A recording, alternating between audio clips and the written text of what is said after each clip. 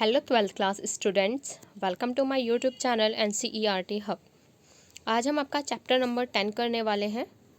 अब तक हम जो आपकी ये बुक 1 है इसके हम सारे चैप्टर कर चुके हैं। आज आपका ये लास्ट चैप्टर है। अगर आपने पहले के सारे चैप्टर रिवाइज नहीं किए हैं, नहीं देखे हैं, तो जाके पहले उसे देखें, उसमें से नोट करें, देन इसके बाद आप ये वाला चैप्टर करोगे, क्योंकि लास्ट चैप्टर है। इसके बाद आपकी बुक फिनिश हो जाएगी। फिर इसके बाद आपके जो टेस्ट स्टार्ट हो जाएंगे, तो उस टेस्ट को ज़रूर दें, खुद को चेक करें कि आपका लेवल इसमें अभी क्या है। इसमें जो आज हम करने वाले हैं मानव बस्ती, चैप्टर नंबर 10 है आपका ये। अगर आपके पास बुक है तो उसे ओपन करके आप बैठ सकते हैं, ताकि आपको ये सारी चीज़ें क्लियर हो जाएं। तो इसमें जो हम पढ़ने वाले हैं पहले उसको हम देखेंगे। सबसे पहले जो हमें इसमें पढ़ना है, ग्रामीण बस्तियाँ और नगरीय बस्तियाँ, यानी कि बस्ती जो मानव बस्तियाँ हैं बच्चों, वो कितने प्रकार की होती हैं? 2 प्रकार की होती हैं। जो गाँव में बस्तियां हैं वो ग्रामीण बस्ती कहलाती है, जो नगरों में है वो नगरीय बस्ती कहलाती है। तो सिंपल सी चीज़ है, जो हमारे अर्थ पे जिस तरीके से हम रहते हैं, जो भी यहाँ पे बसावट है, जिस तरीके के घर बने हुए हैं, जो भी फैसिलिटी है, उसके अकॉर्डिंग ही हमने ही इन्हें अलग अलग पार्ट में डिवाइड किया है। तो मानव बस्ती यानी कि मानव जहाँ रहता है, जहाँ मानव का बसाव है, जो बसाव क्षेत्र है, उसको 2 पार्ट में डिवाइड किया है। ग्रामीण यानी कि गांव की बस्तियों को ग्रामीण बस्ती कह दिया, नगरीय बस्ती को इसने नगरीय बस्ती कह दिया। सबसे पहले आपको सिंपल सा लॉजिक समझना है। जो ग्रामीण बस्ती है, तो खुद बताओ, गांव में आपको ज़्यादा फैसिलिटी देखने को मिलती है या शहरों में मिलती है? तो ज़्यादातर अगर आपको देखोगे फैसिलिटी अगर देखा जाए तो पक्की सड़कें, नालियाँ, बिजली, ये सब चीज़ें आपको कहाँ मिल रही है? आपको नगरों में मिलती है, शहरों में मिलती हैं। प्लस यहाँ पे आपके कैसे होते हैं? पक्के मकान होते हैं, अच्छे पक्के मकान बने होते हैं, फ्लैट्स वगैरह होते हैं, सारी वहाँ फैसिलिटी वगैरह प्रोवाइड की जाती है। लेकिन अगर गाँव की हम बस्ती और फिर प्लस हम जो शहर में देखेंगे, तो बच्चों शहर में बस्ती आपको कैसे देखने को मिलेंगी? ये मैं इसलिए समझा रही हूँ ताकि आपके माइंड में एक पहले से ये कॉन्सेप्ट बन जाए, जिससे कि आपको आगे समझने में और आसानी होगी। तो शहरों में बस्तियाँ कैसी होंगी? पास पास बसे हुए घर होंगे, काफ़ी घनी बसावट होगी। आप शहर में रहते हो तो आपको अच्छे से ये पता होगा कि जो शहरों की बस्तियाँ कितनी घनी होती हैं और जितनी ज़्यादा पॉपुलेशन शहरों में रहती है। अगर हम गाँव में देखेंगे तो गाँव देखो, बड़े बड़े आपके बड़ा गाँव है या छोटा गाँव है, लेकिन वहाँ पे हम जो घरों की बसावट देखेंगे, थोड़ी दूर दूर वहाँ पे घर होते हैं। प्लस वहाँ के जो घर होते हैं, कुछ ही ऐसे घर होते हैं जो पक्के बने होते हैं, बाकी मोस्टली घर कुछ देखोगे अगर पक्के बने हैं तो पुताई वगैरह नहीं है, ये समथिंग, ये सारी की सारी चीज़ें देखने को मिलती हैं। प्लस वहाँ पे जो पक्की सड़कें वगैरह, ये सारी फैसिलिटी, लाइट वगैरह की फैसिलिटी वहाँ कम देखने को मिलती हैं। इस तरीके से हम देखेंगे। फिर गाँव में जो रहने वाले लोग हैं, उनके कार्य किस प्रकार से होते हैं, क्या कार्य करते हैं, उसके आधार पर जो ही पूरा बाँट दिया जाता है। ऐसे शहरों में भी इसको इसी तरीके से बांट दिया जाता है। तो आपके माइंड में क्लियर हो गया होगा। हम जो बेसिकली बात करने वाले हैं, गांव और शहर की बात करेंगे इसमें। तो अपने माइंड में एक इमेज, वो जो इमेजेस हैं आपकी, अगर आप गांव गए हो, आपने देखा है, अगर कहीं वैसे नहीं देखा तो आपने टीवी में ज़रूर देखा होगा, तो वो इमेज अपने दिमाग में रखनी है, इसको समझते हुए चलना है, जिससे कि आपको फिर अच्छे से इसे समझने में और आसानी होगी। तो आइए हम इसे स्टार्ट करते हैं। मानव बस्ती 2 प्रकार की हैं, ग्रामीण बस्तियाँ और नगरीय बस्तियाँ। तो हम सबसे पहले इसमें देखेंगे आपका ग्रामीण बस्तियाँ में जो हम पढ़ने वाले हैं, विन्यास के आधार पर इनके हम पढ़ेंगे, जो इनके प्रतिरूप यानी कि जो इनका पैटर्न कैसा होता है, इनकी आकृति कैसी होती है, किस तरीके से इनकी बसावट होती है। तो विन्यास के आधार पे जो हम प्रतिरूप देखेंगे, जैसे मैदानी क्षेत्रों में देखेंगे। मैदानी क्षेत्र में सिंपल सा बच्चों, यहाँ सिंपल लॉजिक ये है, अगर देखोगे मैदानी क्षेत्र, जहाँ हम लोग मैदानी क्षेत्र, अगर दिल्ली में आप रहते हो तो पूरा मैदानी क्षेत्र है, यूपी में रहते हो तो वो पूरा क्या है? मैदानी क्षेत्र है।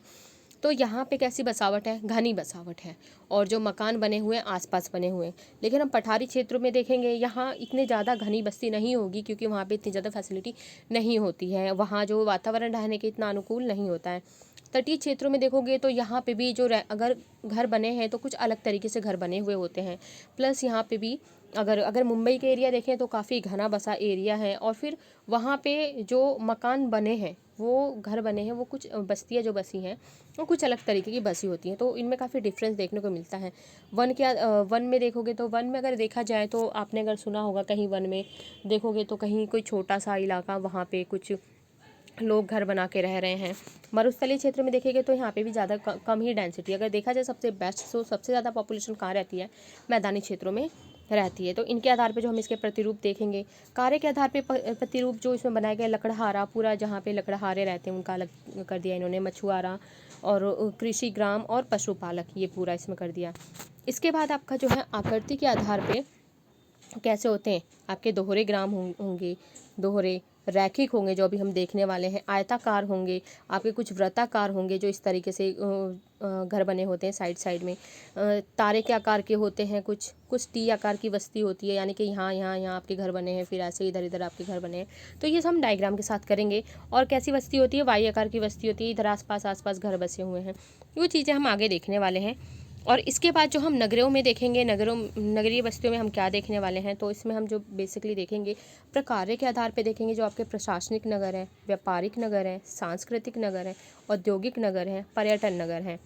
नेक्स्ट इसके बाद जो जनसंख्या के आधार पे उपलब्ध सुविधाएं, जो वहाँ पे सुविधाएं उपलब्ध होती हैं, और पॉपुलेशन, इसके आधार पे हम देखेंगे तो नगर, शहर, सन नगर, विश्व नगरी, मिलियन सिटी। तो देखा जाए नगर से शहर बना है, शहर से सन नगर से विश्व नगरी काफ़ी सारी विश्व नगरी मिलने के बाद ही आपका मिलियन सिटी बनी है। तो इस तरीके से ये देखा जाए तो बहुत छोटी इकाई है, और जैसे जैसे हम नीचे की तरफ जाते हैं तो मिलियन सिटी एक बहुत बड़ी इकाई है। तो आपको क्लियर होगा। तो ये चीज़ें हम पूरे चैप्टर में यही सब पढ़ेंगे।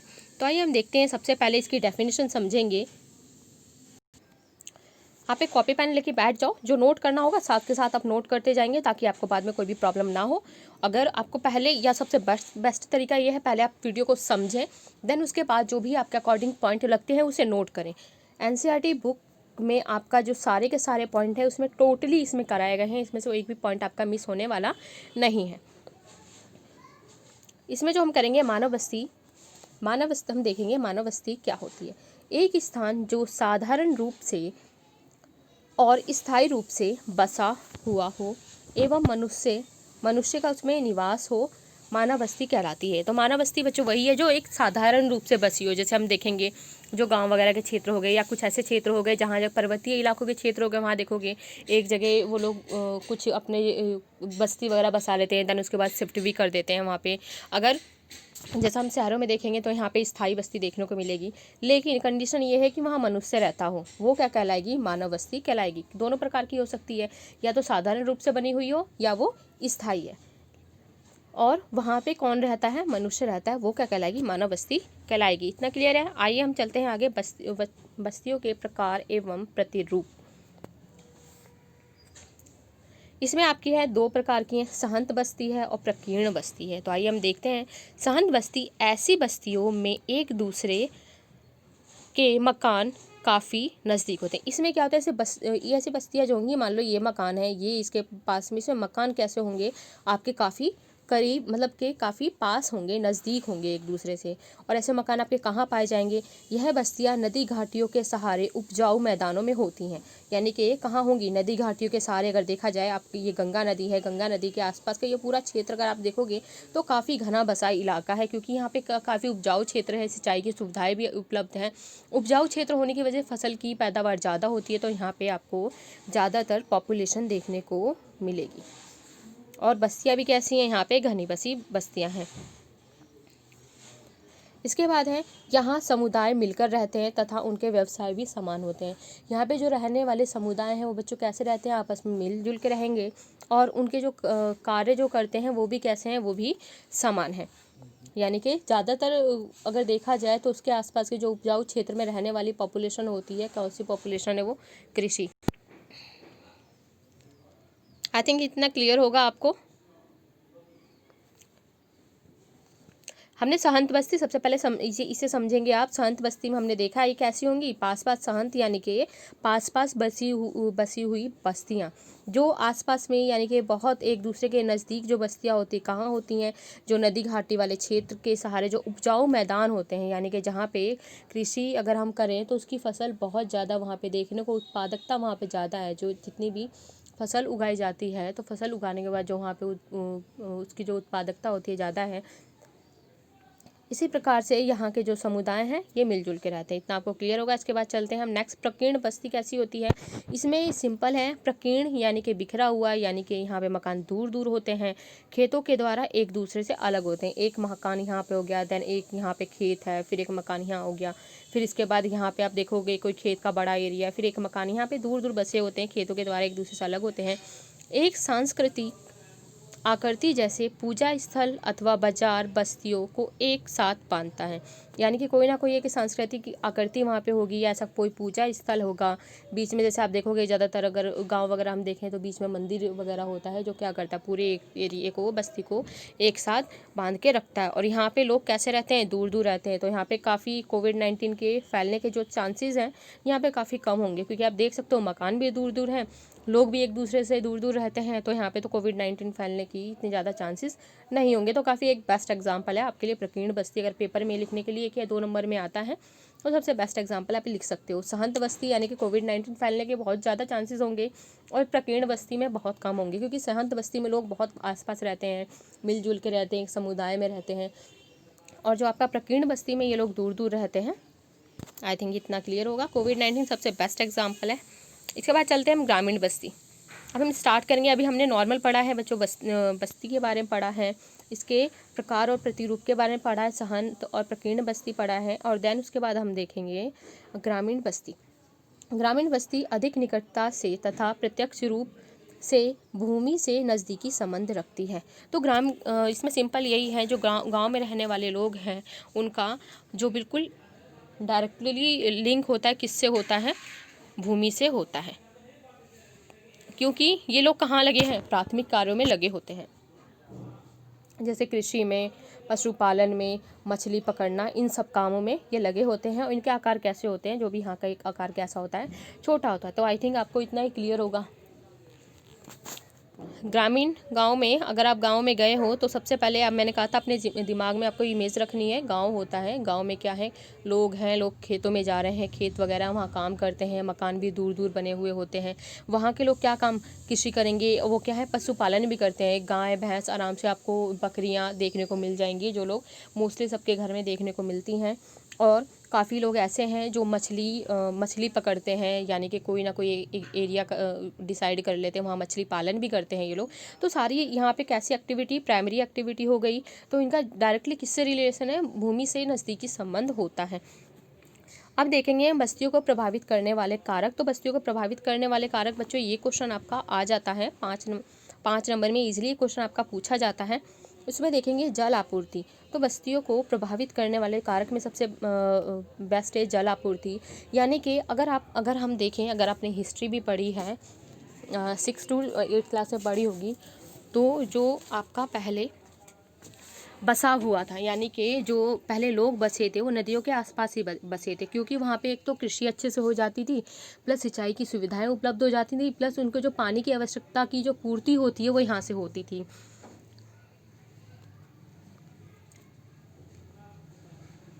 इसलिए ये कहाँ मिलेंगी, जलापूर्ति अगर जहाँ पे हैं जल स्रोतों, यानी कि नदियाँ हो गई, झीलें हो गई, झरने हो गए, यहाँ पे आपको बस्तियाँ, घनी बस्ती मिलेगी। जैसा अभी हमें पढ़ा है, यानी कि नदी घाटी के आसपास के जो उपजाऊ क्षेत्र हैं, गंगा ब्रह्मपुत्र का अगर पूरा देखा जाए तो उससे जो एरिया है पूरा का पूरा अगर देखा जाए तो आपका इस तरीके से गंगा नदी निकलती है, ये पूरा एरिया टर्न करके इधर ब्रह्मपुत्रा नदी निकलती है।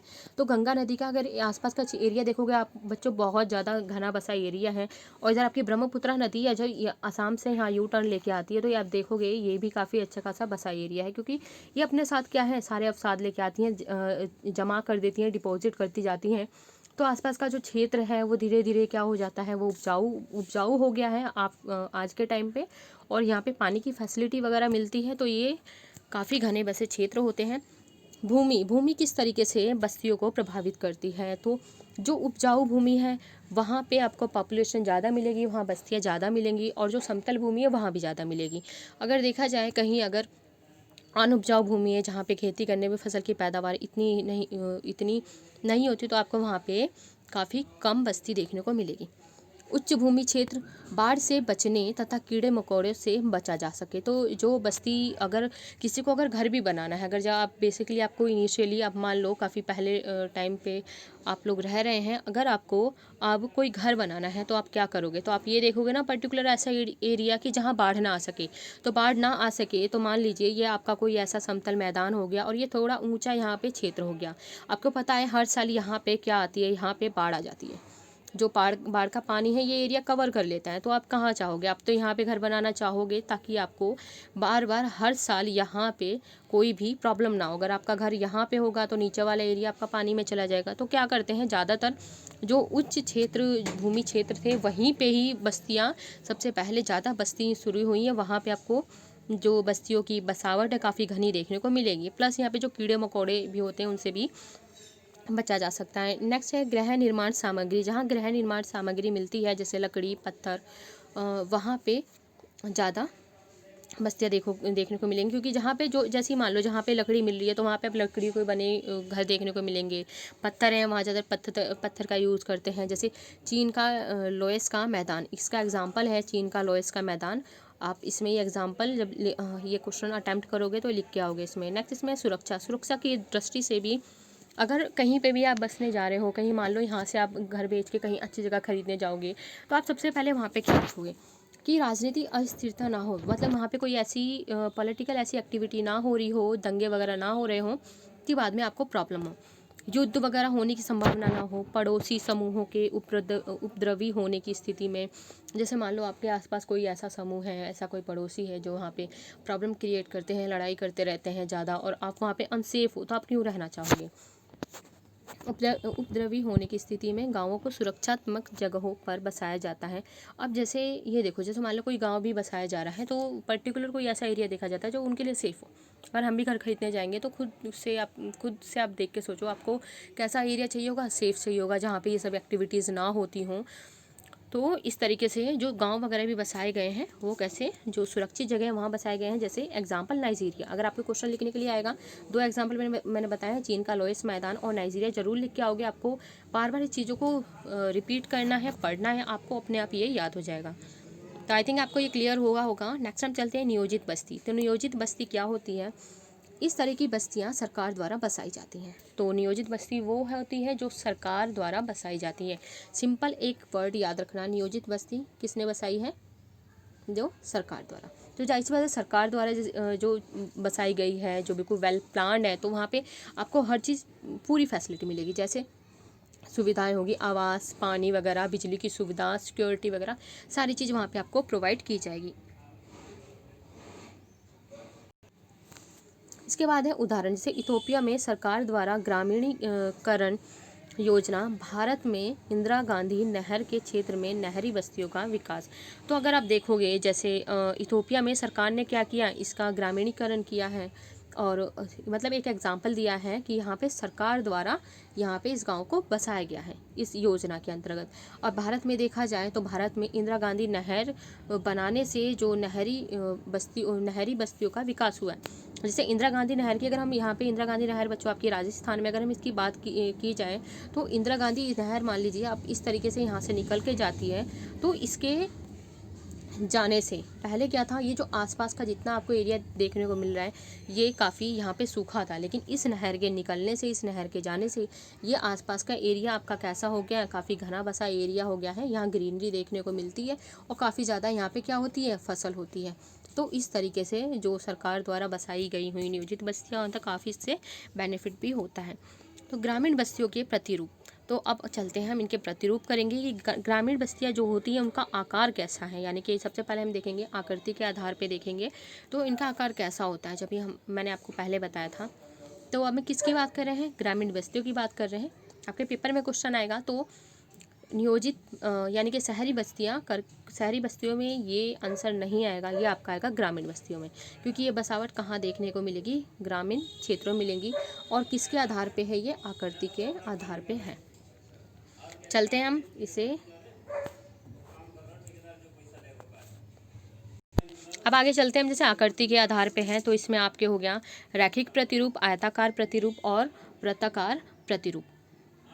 तो रैखिक प्रतिरूप में हम जो देखेंगे, इस प्रकार की बस्तियों में मकान सड़कों, रेल लाइनों, नदियों, नहरों के घाटियों के किनारे अथवा तटबंधों पर उपस्थित होते हैं। तो रैखिक प्रतिरूप आपको कहाँ पे देखने को मिलेगा, जो रेल लाइन है, नदियाँ हैं, नहरें हैं और तटबंधों के आसपास आपको रैखिक प्रतिरूप देखने को मिलेगा। आप देख सकते हो जैसा कि ये रहा आपका इस तरीके से आपका इसका डायग्राम बनेगा। सिंपल सी लाइन है, इसके आसपास ये जो है सारी की सारी ये क्या है, बस्तियां हैं, ये क्या है, घर बने हुए हैं। तो आप देखो एक लाइन है, बीच में से एक लाइन जा रही है, उसके आसपास के जो बने हुए घर हैं, इसलिए ये क्या कहलाता है, आपका रैखिक प्रतिरूप कहलाता है। आपको भी इसी तरीके से डायग्राम बनाना है, इसी तरीके से इसे लिख के आओगे। अगर आपके पेपर में क्वेश्चन आता तो इसी तरीके से लिखोगे, क्योंकि लिखने का एक तरीका होता है। इससे क्या है, आपको मार्क्स भी अच्छे मिलेंगे। नेक्स्ट आपका है आयताकार प्रतिरूप, इसे पढ़ते हैं हम। आयताकार प्रतिरूप ऐसा प्रतिरूप समतल क्षेत्रों एवं चौड़ी अंतरा पर्वत घाटियों में पाया जाता है। इसमें सड़कें कैसी होती हैं, आयताकार होती हैं तथा समकोण पे काटती हैं। तो आइए देखते हैं हम किस प्रकार से जो इसने कहा है वो कितना सही है। अब ये देखो, ये क्या कह रहा है, समतल क्षेत्रों में होंगी, यानी कि ऐसा ही मैदानी एरिया होगा, और इसकी सड़कें कैसी होती हैं, आयताकार होती हैं। कैसी होंगी, आयताकार होंगी। तो ये देखो, यहाँ से ये पूरी की पूरी सड़क है, ये पूरी दूसरी सड़क इधर से जा रही है। यहाँ पे क्या है, आपका समकोण पे काट रही है। यानी कि समकोण कैसा होता है, ये होता है ना आपका, ये इस तरीके से 90 डिग्री एंगल होता है समकोण का। इसका मतलब यानी कि किस पे काट रही है, बिल्कुल इसी वाले एरिया पे यहाँ काट के जा रही है। तो ये क्या है, समकोण पे, इसलिए इसे बोला गया है समकोण पे ये एक दूसरे को क्या करती हैं, काटती हैं। तो इतना आपको क्लियर होगा। नेक्स्ट अब हम चलते हैं आपकी इधर वृत्ताकार प्रतिरूप पे। तो आपका वृत्ताकार प्रतिरूप में जो है, इस प्रकार के गांव झीलों एवं तालाबों आदि के चारों ओर बस जाने से विकसित होता है। मान लो जैसे कि आपकी क्या है, ये झील है, झील के आसपास क्या है आपका, झीलों के आसपास चारों ओर बस्तियां बस गई हैं, तो वहाँ पे ये प्रतिरूप आपको देखने को मिलेगा। मान लीजिए जैसे कोई झील है, इसके आसपास बस्ती यहाँ पे बस गई हैं, और इधर से कोई रोड निकल गई, इसी तरीके से यहाँ से रोड निकल गई, जाने के लिए रास्ता अपने आप निकाल लेते हैं ये लोग। और इधर सारे घर ये जो बने हुए हैं, ये क्या है, आपका वृत्ताकार प्रतिरूप। आपको डायग्राम आना चाहिए, क्योंकि इस डायग्राम से ही आपको डायग्राम दे के डायग्राम बेस्ड भी क्वेश्चन पूछे जाते हैं। 3 नंबर में क्वेश्चन आता है, आपको डायग्राम होगा, ये चीज़ नहीं वहाँ पे लिखी होगी, इस तरीके से डायग्राम होगा, ये चीज़ वहाँ पे मेंशन नहीं होगी। आपको सबसे पहले ये बताना होगा कौन सी बस्ती है ये, तो आप उसमें लिख दोगे, 1 नंबर में आएगा कि ये वृत्ताकार बस्ती है। दूसरा आपसे पूछा जाएगा कि इसकी विशेषताएं बताओ, या ये बस्ती कहाँ पाई जाती है, तो चीज़ें आपको पता होनी चाहिए। तो आकृति के आधार पे हमने 3 बस्तियाँ करी हैं। रैखिक बस्ती करी है, देख सकते हो ये रैखिक है, और ये आयताकार है, ये वृत्ताकार है। अब चलते हैं हम नेक्स्ट की तरफ चलते हैं। तारा प्रतिरूप बस्ती देखेंगे, TY क्रॉस प्रतिरूप और दोहरा प्रतिरूप। तो ये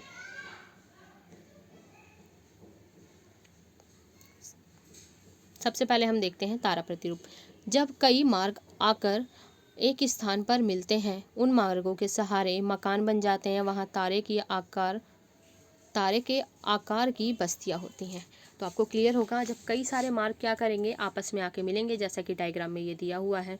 ये देखो, यहाँ पे क्या है, इधर से एक मार्ग आके मिल रहा है, इधर से मिल रहा है, इधर से मिल रहा है, ये वाला एरिया ये। तो ये कैसी आपस में आके यहाँ पे मिल रहे हैं, और इसके आसपास जो भी मकान या घर बने हुए हैं, ये कैसा आकृति दे रही है, आपको तारे के आकार की आकृति दे रही है। तो ऐसे मकान कहाँ, ऐसी बस्ती कहाँ मिलेगी, जो मार्गों के सहारे जो मकान बने होते हैं वहाँ देखने को मिलेगी।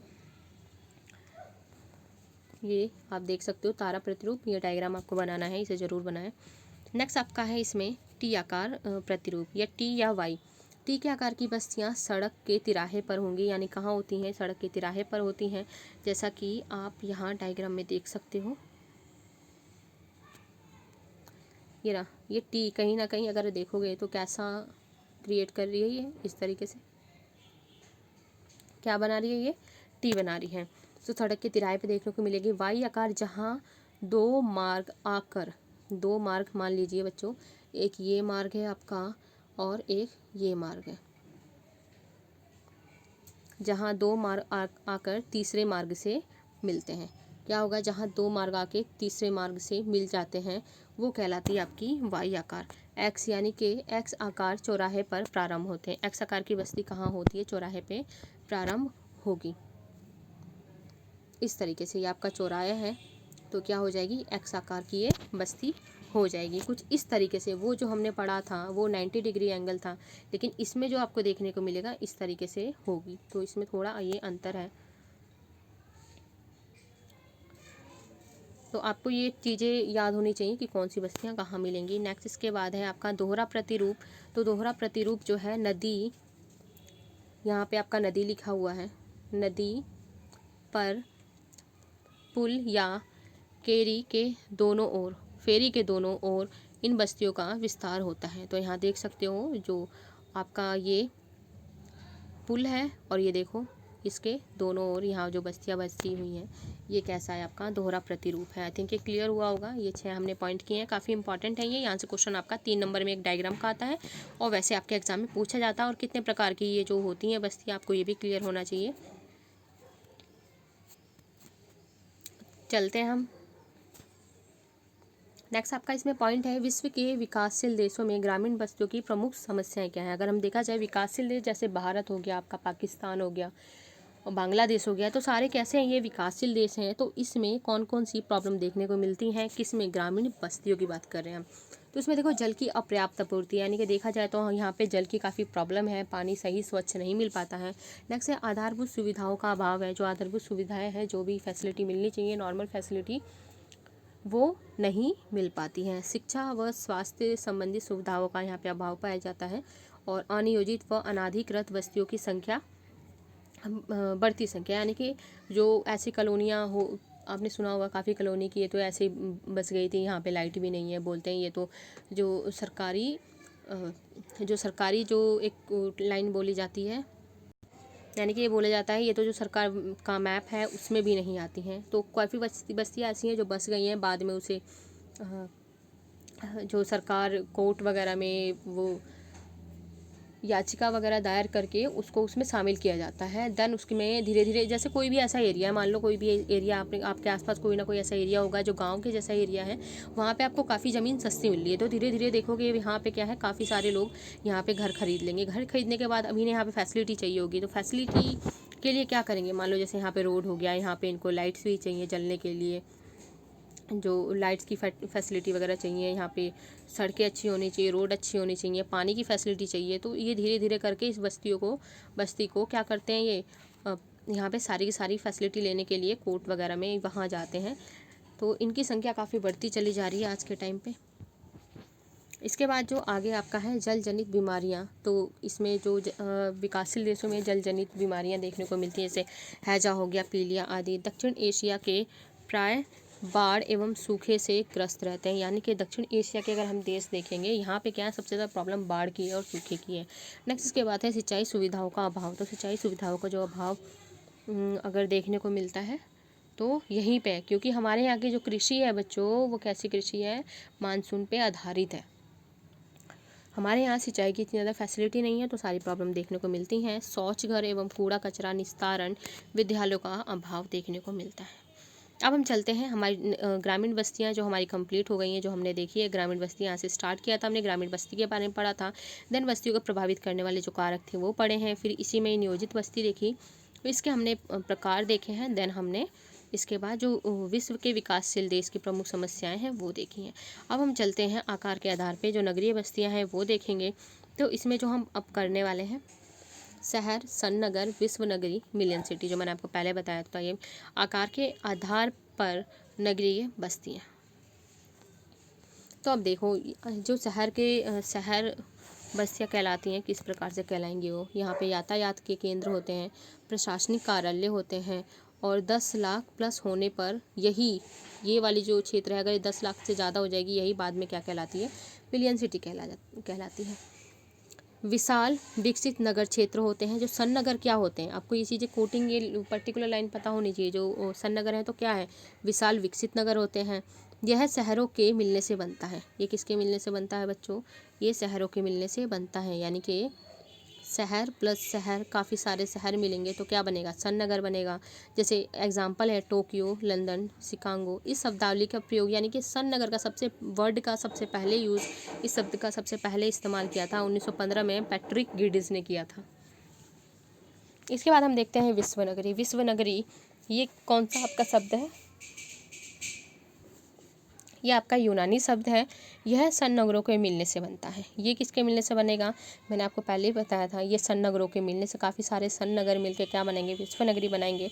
जैसे अगर विश्व नगरी का एक उदाहरण अगर आपके पेपर में पूछा जाएगा तो क्या लिखोगे आप, USA है, और इसका 1957 में आपका इसका जो नाम दिया था विश्व नगरी का, जो इसमें जी गॉटमैन ने दिया था। किसने दिया था? जी गॉटमैन ने।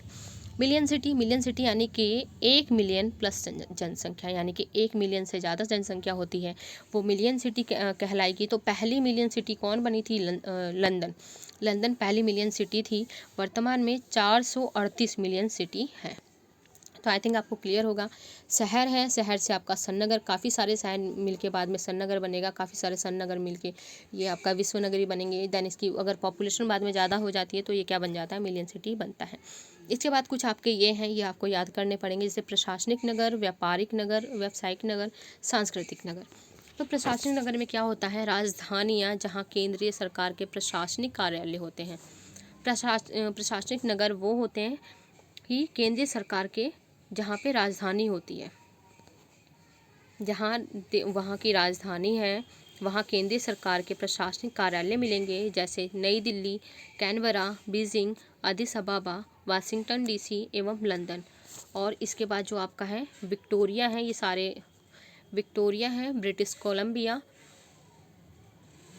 अल्बानी यानी कि न्यूयॉर्क में है आपका, चेन्नई यानी कि तमिलनाडु में है, राज्यों के नगर जिनका कार्य प्रशासनिक होता है। अब आपको इसमें जो क्वेश्चन पूछा जाता है, सबसे पहले पूछा जाएगा प्रशासनिक नगर कौन से होते हैं, तो ये आप लिख दोगे, इतना जो आपका ये है ये लिख दोगे। सबसे मेनली इसमें एग्जाम्पल पूछा जाएगा बच्चों, जो इसमें आता है मल्टीपल MCQs में आपका आ जाएगा कि दिल्ली क्या है, दिल्ली प्रशासनिक नगर है, व्यापारिक नगर है, सांस्कृतिक नगर है। तो आपको बताना पड़ेगा।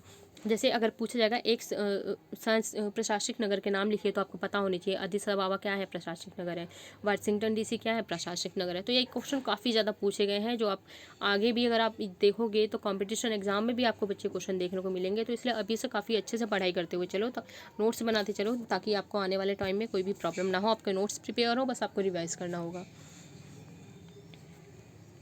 देन इसके बाद है व्यापारिक एवं व्यावसायिक नगर। कृषि बाजार, ये पहला क्या है? कृषि बाजार में देखा जाए तो विनिपेग एवं कंसास नगर है। अब इसमें हम सीधे एग्जांपल देखे जाएंगे। कृषि बाजार में आपके 2 एग्जांपल है, विनिपेग एवं कंसास नगर। बैंकिंग एवं वित्तीय कार्य में फ्रैंकफर्ट और एम्स्टर्डम, तो इसमें आपके 2 हो जाएंगे। उसके बाद विशाल अंतर्देशीय केंद्र अगर देखेंगे, मैनचेस्टर एवं सेंट लुइस। विशाल अंतर्देशीय क्षेत्र में देखेंगे तो आपके हो गए मैनचेस्टर हो गया इसमें, और सेंट लुइस हो गया। देन इसके बाद फोर्थ आपका जो है परिवहन हो गया। परिवहन के क्षेत्र में देखेंगे तो लाहौर, बगदाद एवं आगरा, ये सारे इसके एग्जाम्पल हैं। ये शहर पूछे जाते हैं कि व्यवसाय के आधार पे अगर देखा जाए परिवहन में कौन सा आ जाएगा, कौन कौन से नगर आ जाएंगे आपके, तो लाहौर, बगदाद, आगरा। इसके बाद है सांस्कृतिक नगर, मोस्ट इम्पॉर्टेंट है ये। सांस्कृतिक नगर जैसे तीर्थ स्थल हो गए, जेरूसलम, मक्का, जगन्नाथपुरी एवं बनारस आदि। इसके बाद हम देखते हैं इसमें नगरीय बस्तियाँ। अब देखेंगे नगरीय बस्तियाँ जो थी, प्रथम नगरीय बस्ती जो थी लंदन में थी। 1810 में इसकी पॉपुलेशन 10 लाख हुई थी। नगरीय बस्ती कब कहलाती है? तो नगरीय बस्तियों की जो परिभाषा है वो हम देखेंगे कब कहलाती है। तो आपके इसमें 3 है, जनसंख्या आकार के, व्यापार व्यवसाय के आधार पे, प्रशासन के आधार पे। तो जनसंख्या के आकार पे अगर हमें देखा जाए, नगरीय क्षेत्र की श्रेणी में आने के लिए जनसंख्या के आकार की निचली सीमा में कोलंबिया, अब देखो 1300, अर्जेंटीना एवं पुर्तगाल सन 2000 में, USA 2500 में, और भारत यानी कि 5000, और जापान का आपका है 30,000 व्यक्ति हैं। तो नगरीय क्षेत्र के लिए जो भी डेफिनेशन दी गई है तो आप देख सकते हो अलग अलग है। कोलंबिया में अगर नगरीय क्षेत्र उसे कहा जाता है जहाँ जनसंख्या 1300 है। वहीं अर्जेंटीना और पुर्तगाल में देखा जाएगा तो जहाँ जनसंख्या 2000 है। वहीं USA में देखा जाए तो जो 2500 जहाँ पॉपुलेशन है वो नगरीय क्षेत्र कहलाता है। अगर भारत में देखा जाए तो जहाँ 5000 है वो आपका नगरीय क्षेत्र कहलाएगा। और जापान में सबसे ज़्यादा है, अगर 30,000 लोग वहाँ पे हैं तो वो क्या कहलाएगा? आपका नगरीय क्षेत्र कहलाएगा। इसके बाद जो आपका व्यवसाय के आधार पे अगर देखा जाए तो जिन क्षेत्रों में ज़्यादातर लोग द्वितीयक एवं तृतीयक क्रियाओं में जुड़े हुए हैं वह क्षेत्र नगरीय होते हैं। तो व्यवसाय के आधार पे क्या है, जो द्वितीयक और तृतीयक में लगे हुए हैं, यानी कि द्वितीयक तृतीयक आपको पता होगा। द्वितीयक में सारे उद्योग वगैरह आपके आ जाते हैं, उद्योग कारखाने वगैरह, यानी कि कोई भी ऐसी विनिर्माण का कार्य, कोई भी जो वस्तु वगैरह बनाना सब आ जाता है। और तृतीयक क्रियाओं में यानी कि सारी सेवाएँ आ जाती हैं, डॉक्टर, वकील, शिक्षक, ये सारे के सारे इसमें आते हैं। जो भी सेवाएं, परिवहन सेवाएं वगैरह सब आ जाती हैं। तो ये ज़्यादातर देखने को कहाँ मिलती हैं, नगरों में देखने को मिलती हैं। प्रशासन के आधार पे भारत में नगरीय बस्तियाँ, अगर भारत का देखें तो नगरीय बस्ती उसे कहा जाएगा जहाँ नगर पालिका, बहुत इंपॉर्टेंट है ये, पूछा जाता है, नगर पालिका, छावनी वार्ड तथा अधिसूचित नगरीय क्षेत्र सीमित है, उसे क्या कहा जाएगा, नगरीय क्षेत्र कहा जाएगा, यानी कि नगरीय बस्ती कहा जाता है। जहाँ नगर पालिका हो, छावनी वार्ड है और अधिसूचित नगरीय क्षेत्र है। नियोजित बस्तियों के अगर उदाहरण देखेंगे तो नियोजित बस्तियों के उदाहरण अदिस अबाबा, कैनबरा, चंडीगढ़ है। अदिस अबाबा में इथोपिया है और कैनबरा में आपका, अदिस अबाबा इथोपिया में है, कैनबरा ऑस्ट्रेलिया में है, चंडीगढ़ आपका भारत में। तो बहुत इंपॉर्टेंट है, इसे ज़रूर लर्न कर लें कि नियोजित बस्तियों के अगर उदाहरण देखे जाएँ तो नियोजित बस्तियाँ कौन सी हैं, अदिस अबाबा है, कैनबरा है, चंडीगढ़ है। और कहाँ कहाँ है ये आपको पता होना चाहिए। इथोपिया आपका साउथ अफ्रीका में, बच्चों इथोपिया कहाँ है, आपका साउथ अफ्रीका में है। और ऑस्ट्रेलिया पता ही होगा आपको। और भारत में कौन सा है, नियोजित बस्ती भारत में कौन सी है, चंडीगढ़ है। तो वहाँ घूमने ज़रूर जाइए। तो अब इसमें देखते हैं, अब इसमें ज़्यादा नहीं रह गया, टॉपिक फिनिश होने वाला है। अब हम थोड़े से इसमें जो आपको दिया गया है, अदिस अबाबा जब नगर बसा था तो इसकी स्थापना कब हुई थी ये देखेंगे। अदिस अबाबा यानी कि इसका अर्थ है नवीन पुष्प। इथोपिया की राजधानी है ये और इसकी स्थापना 1878 में हुई थी, 1878 में हुई थी बच्चों। और शिक्षा का महत्वपूर्ण केंद्र है ये, किसका केंद्र है, शिक्षा का महत्वपूर्ण केंद्र है। जिबूती अदिस अबाबा रेल मार्ग का अंतिम स्टेशन है। जिबूती अदिस अबाबा जो रेल मार्ग है उसका सबसे लास्ट स्टेशन है ये। तो 3-4 पॉइंट है, काफ़ी इंपॉर्टेंट है। अगर अदिस अबाबा में आपको लिखने के लिए आएगा तो ये चीज़ें आप इसमें लिख सकते हो, क्योंकि इतना लॉन्ग क्वेश्चन नहीं आएगा, 2 या 3 नंबर में भी आएगा, तो आप इसे थोड़ा एक्स्ट्रा और बढ़ा के इसे लिख सकते हैं। क्योंकि अदिस अबाबा एक लाइन आपकी यही हो जाएगी कि इसका अर्थ क्या है, नवीन पुष्प है।